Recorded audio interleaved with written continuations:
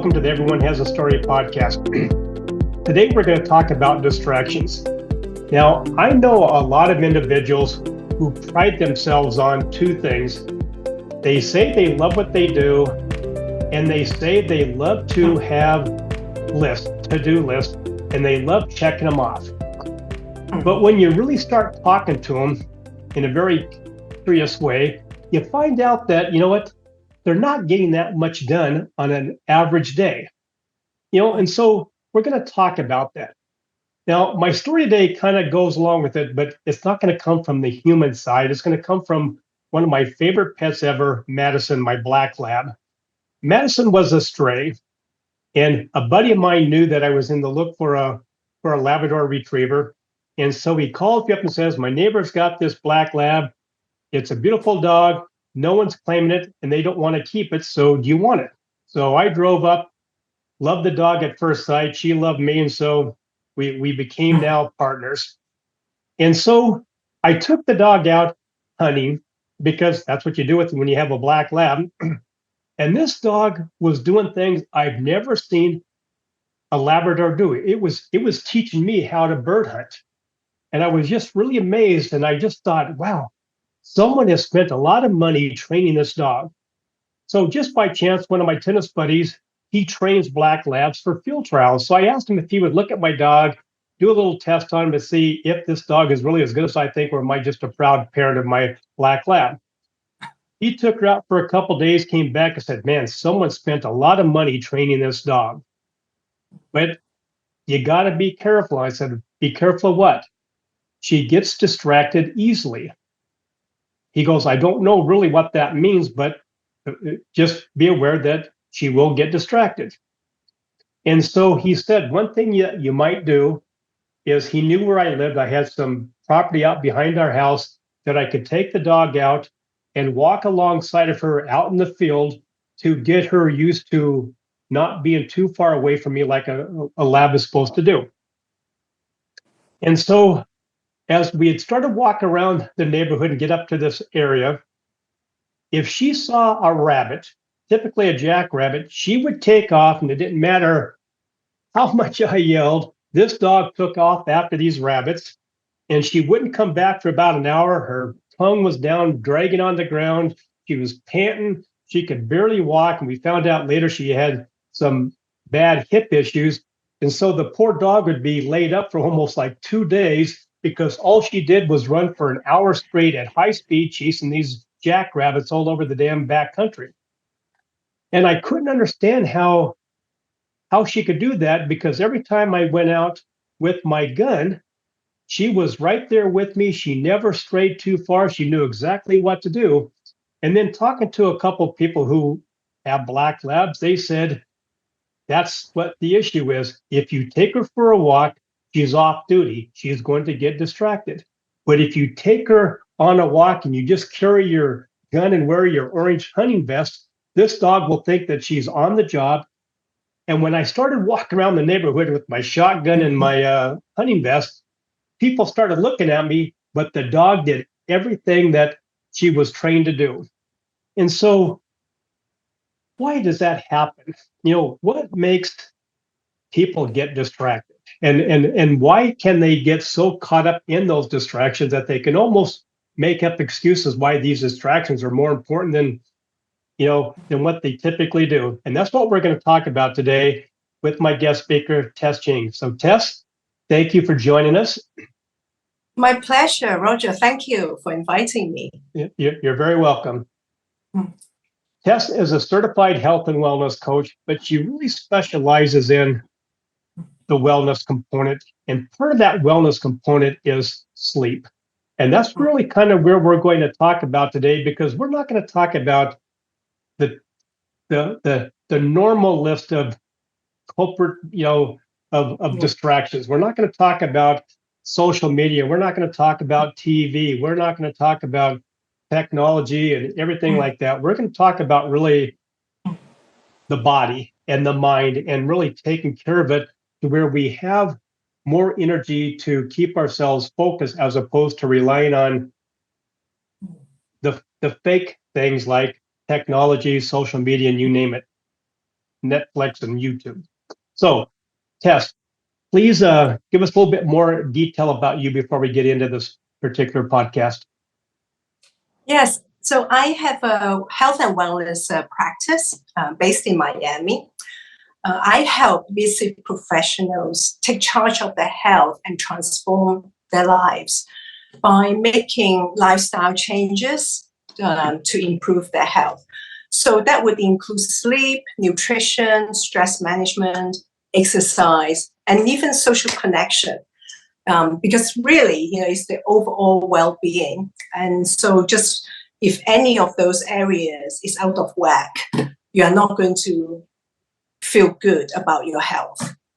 And so, I have a nutrition background, and I was practicing a nutritionist for many years. But then I came to realize that just concentrating on your diet is not enough. If you're not getting enough sleep, then you don't have the energy to deal with your everyday challenge. It doesn't matter how well your diet is. You need your sleep for many reasons.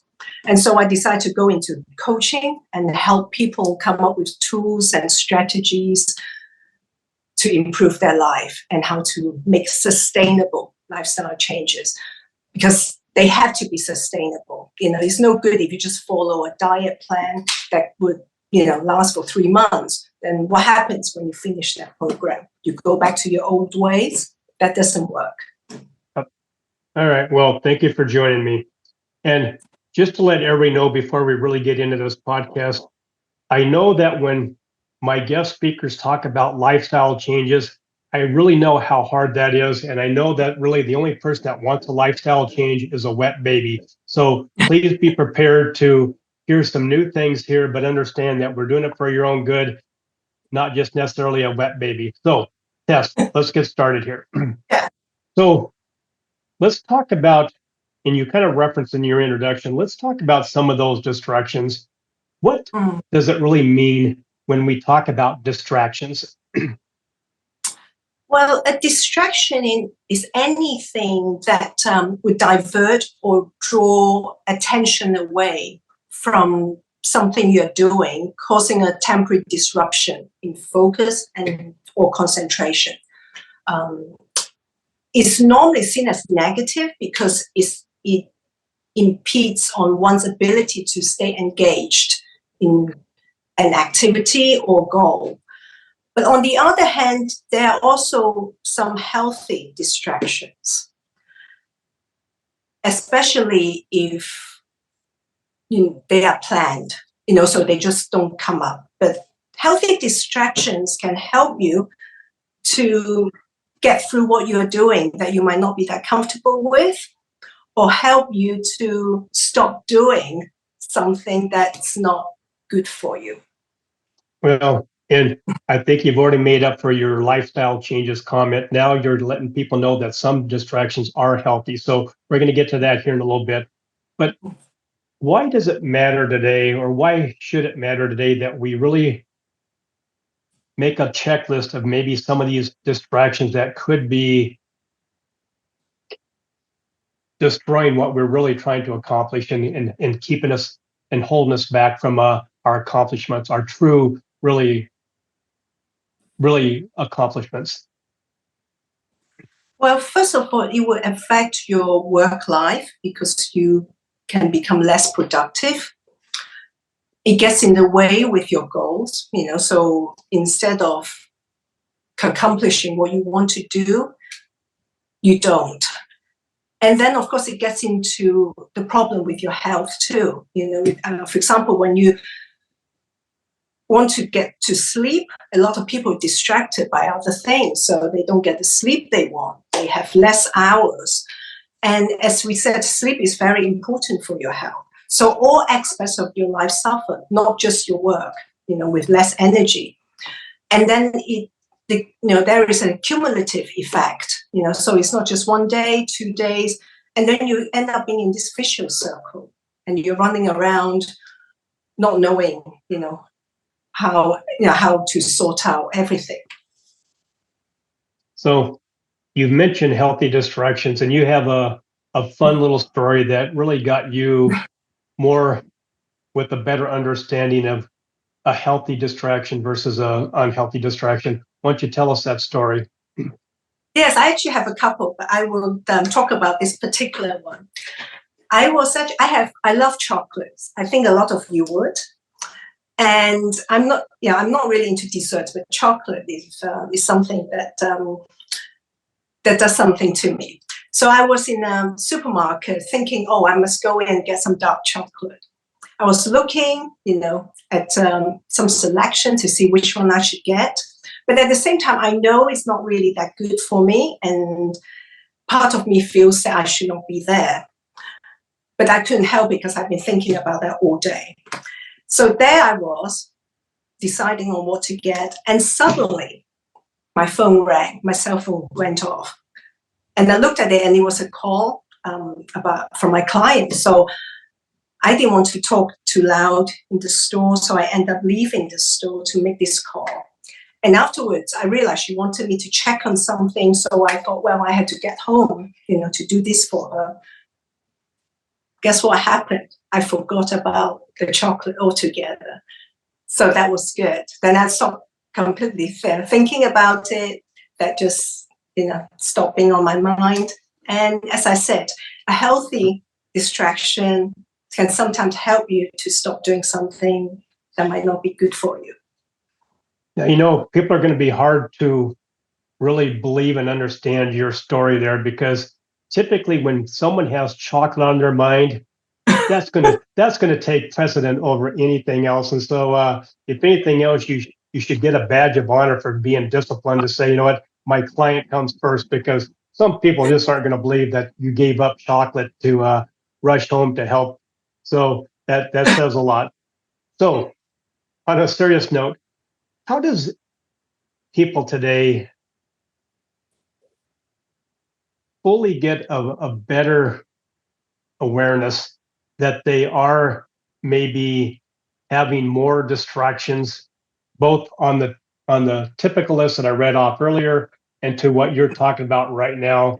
How do they become aware that they could be more productive in their day, they could get more accomplished in their day by realizing that they are being distracted by various obstacles? Yes, they would come to realize it if they find that the quality of work might not be as good as it used to be. They get distracted more easily.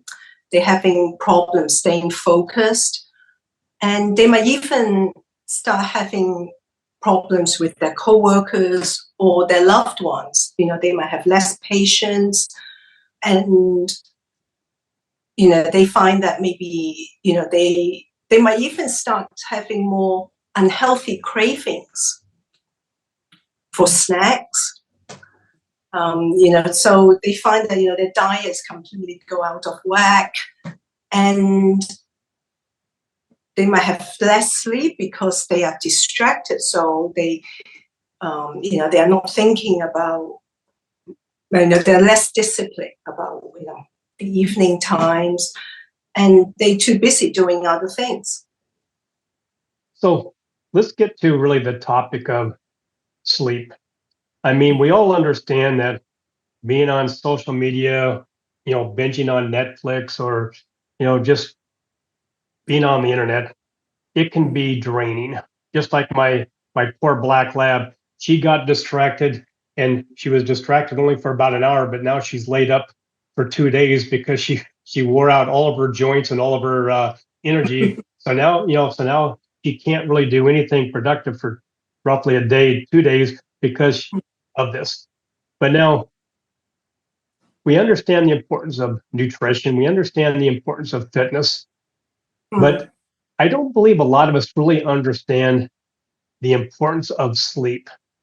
And so, you have, you started out as nutritionist, you brought in some, fitness and exercise, and now you realize that, another part of that puzzle that people are missing to help or that are making them more distracted is they don't have the energy level because of the lack of sleep. So tell us about that. Yes, very much of it is, with being more distracted really links to lack of sleep, because you really need sleep for your brain health. It really helps with your cognitive function. And you need the duration and also the quality of it. I mean, the recommended hours would be between 7 and 9 hours. And apparently in this country, only a third of people have about 7 hours per night on average. And because of that, 4.8 out of 10 workers say that regularly they feel tired during the day. And sleep is really important because, it's important for memory consolidation, growth hormones release. And that's the time, when your cells get repaired. It's really restorative, it's healing. That's the time when your body gets rejuvenated. It doesn't do that during the day when you are busy doing things, taking in information. So you need to give your brain that time to rest. And without that, then you just, it's difficult to function. I mean, in fact, they find that research shows that people who are sleep deprived in their middle age have an increased risk of Alzheimer's disease. And when you're, you find that when you're tired, when you haven't slept well, you become less patient, less tolerant. You can be more argumentative. You have difficulties concentrating, and that has an accumulative effect on your work, your relationships with other people. So today, you and I have had plenty of conversations regarding, that badge of honor of being a very, very busy life. We almost brag about how busy our lives are. And when the topic of sleep does come up, if it ever does come up, they always say, oh yeah, I'll catch up on the weekend, or I'll catch up in a couple days. Tell us about that myth that we all have, that, what, I can cram, I can stay up late tonight and do this or do whatever because I can catch up a couple days later. Does that really work? No, it doesn't. As I said, the research shows that we need between 7 and 9 hours sleep, because the brain is like a washing machine. It needs time to go through all those cycles. And you might have heard of REM sleep. That is the time, when memory gets consolidated, and that forms about 25% of our of the sleep stage. And then we have the deep wave sleep, the deep sleep, also known as slow wave sleep. And that's important for growth hormones to be released. So unless you get through those hours, you're not going to go through those stages. And they find that people who sleep for 5 or less hours per night have much more chances of developing diabetes, because when you don't sleep well, it interrupts your blood glucose regulation. And so, it has a lot of compound effects to your health. And it's not something you can make up, because, the brain has to do all that work, has to get rid of the neurotoxins every night after each day of us getting busy, getting stressed out, dealing with whatever life's challenges are. It has to do that night. So by saying, oh, I can catch up at the weekend, it just doesn't work. So let's talk about catching up. And let's go down to the business community. I hear from a lot of very successful, well-prominent business people that they have in their habits, daily habits, that they take a power nap throughout the day. Does that help? Some people feel that they can focus better. They can, afterwards, and they can go out with the day. But in the long run, it's still not the same as sleeping well at night for 7 to 9 hours and letting the brain goes through all those cycles. it might help you at that point to refocus, might give you a little boost. But at the same time, it's not replacing good quality sleep. So it can be used as like an aspirin for a quick headache or a Band-Aid if you got a cut, right? But it shouldn't be a daily practice to rely on that is going to keep me mentally focused in the most proper way, in the most productive way, correct? Exactly. For long-term health, that's not the way. For long-term health, the best way is to improve on your sleep hygiene so that you have better quality sleep. So why isn't there books out there, or maybe there are, and I just haven't been introduced to them?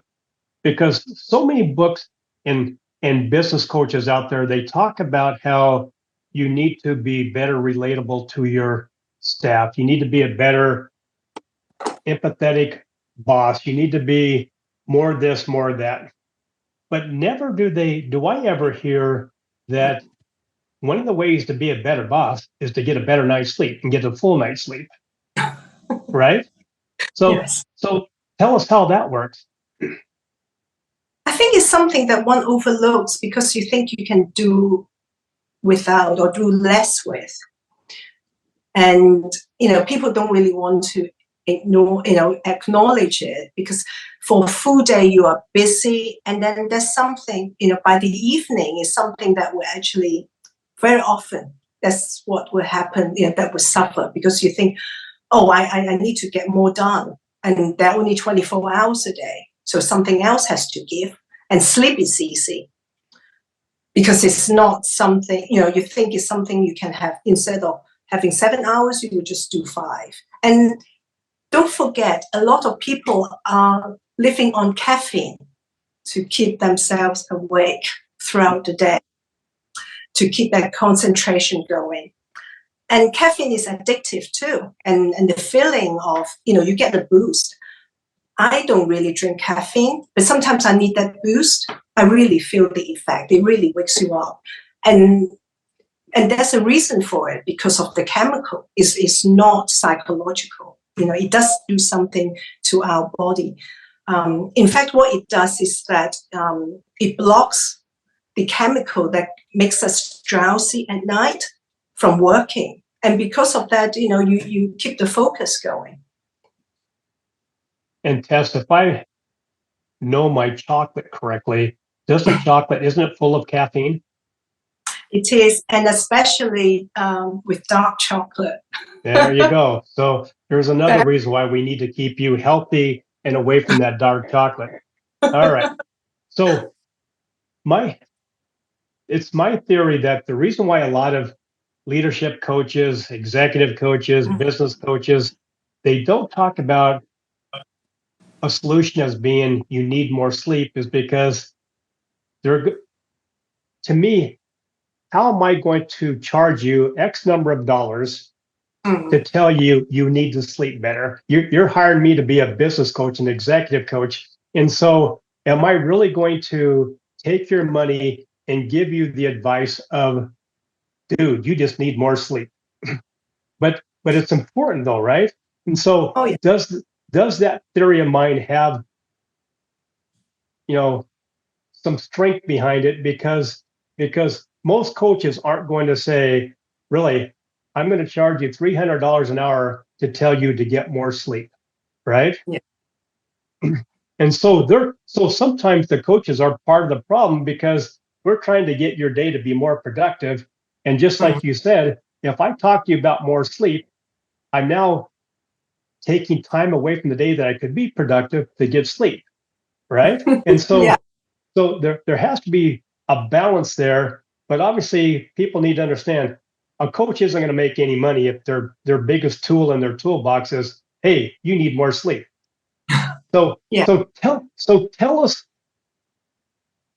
you're the coach. I want you to put your coaching hat on now and tell us why this one tool in the toolbox of good executive coaching, good life coaching, good business coaching should be the tool of more sleep and better sleep. Tell us your solutions on how to achieve that.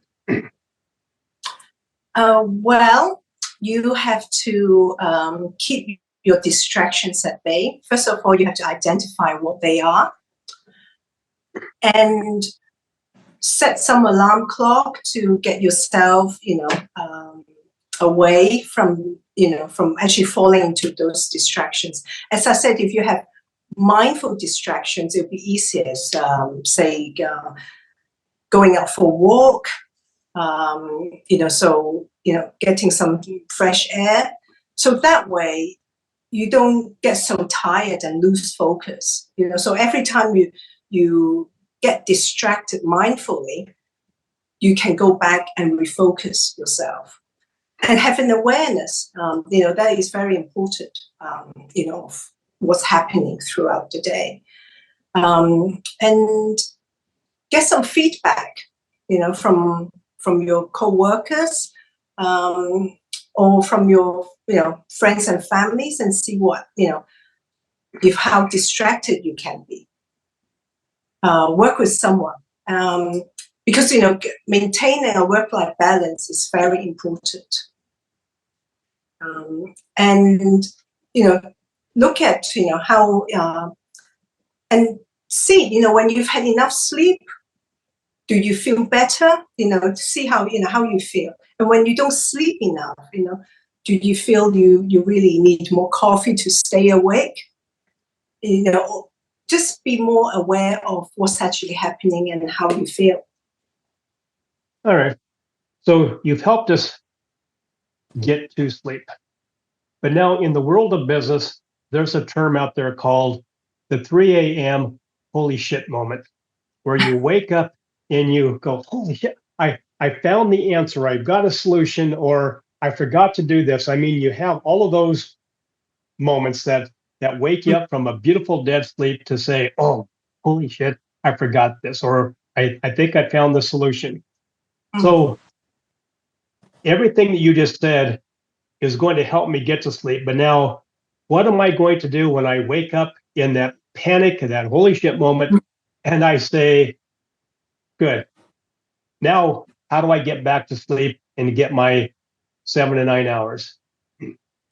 I would suggest having a pen and a notepad next to your bed.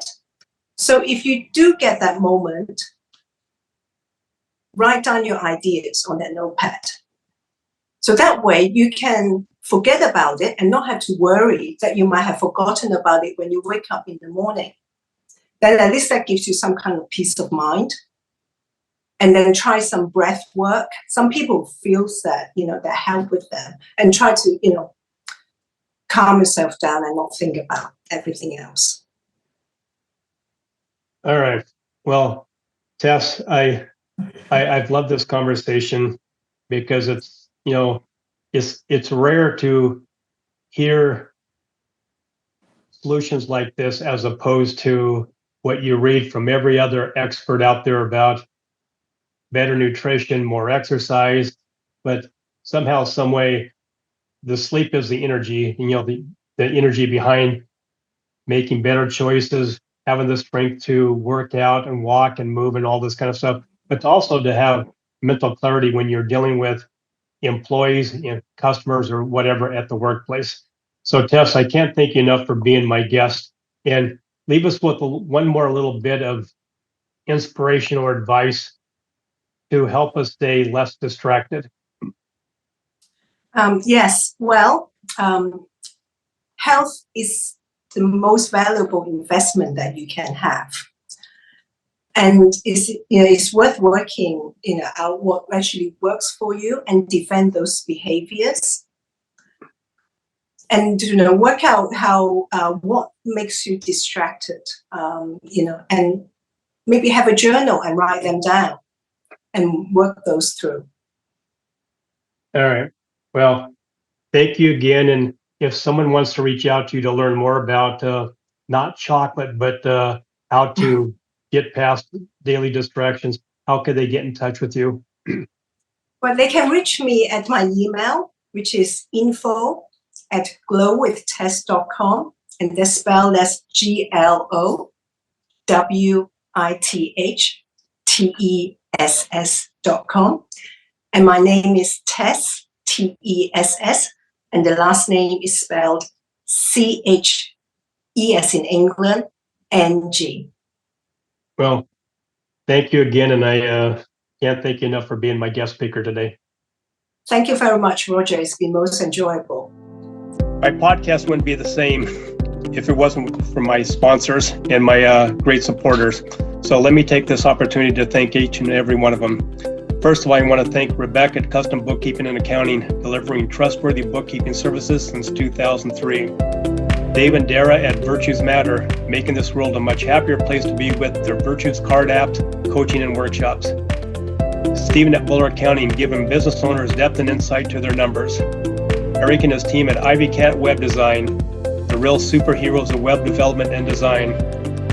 Jennifer and Jean at the Seavers Real Estate Team, serving Pierce and Kitsap counties with their home buying and selling needs. Maury at the Maury Method, the world's only brainwave entrainment engineer, helping everyone have more clarity, less stress, and overall better brain health. Priya at Pivot My Profit, helping individuals and businesses have better control of their finances and more money at the end of their day. Melissa at the Soul Vibe Energy High, the queen of the aha moments, helping individuals find those holes in their cups, repair the hole, and gain back their positive energy. And finally, Rick at West Sound Recording. You talk, they do all the rest. Thank you, Rick, for all your efforts with the production and editing of my podcast.